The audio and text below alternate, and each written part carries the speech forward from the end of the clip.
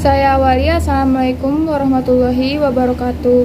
Perkenalkan, nama saya Yenuha Amalia Sahlan dari kelas 11 MIPA 3. Saya akan mempresentasikan tentang sel puncak. Sel puncak atau sistem sel adalah sebutan untuk sel yang belum memiliki fungsi khusus, sehingga dapat mengubah, menyesuaikan, dan memperbanyak diri tergantung lokasi sel tersebut berada.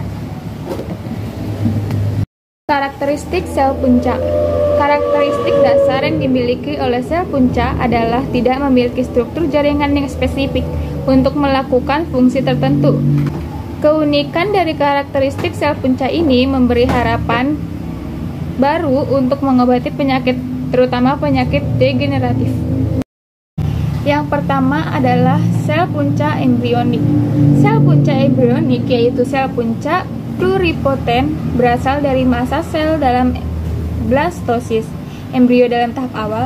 Embrio manusia mencapai tahap blastosis 4-5 hari setelah pembuahan, dan pada saat itu terdiri dari 50-150 sel. Yang kedua adalah sel puncak somatik. Sel puncak somatik berfungsi sebagai sel perbaikan dan mengisi kembali jaringan yang perlu diganti. Sel puncak somatik ada epidermis, ada di kulit. Lapisan terluar terdiri dari 3 lapisan yang membentuk kulit. Yang terakhir adalah sel puncak pluripoten.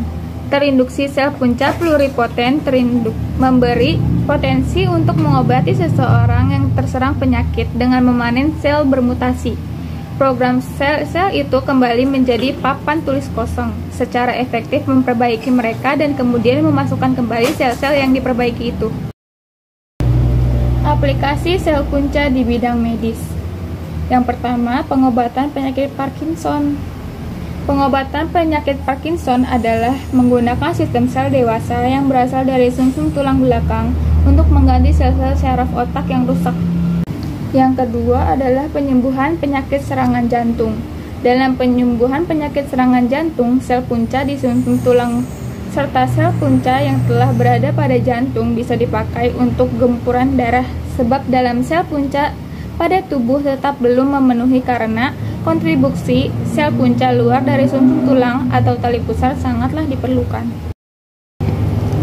Sebab sel puncak yaitu infeksi, infertilitas, munculnya kanker paru, katarak, kematian perkembangan sel puncak embrionik yang tidak teratur. Efek samping dari sel puncak adalah ketika sistem kekebalan tubuh pasien menganggap sel puncak tersebut dari donor sebagai benda asing, sehingga menolak sel tersebut. Sekian video presentasi saya tentang sel puncak. Kurang lebihnya mohon maaf. Sekian, terima kasih. Wassalamualaikum warahmatullahi wabarakatuh.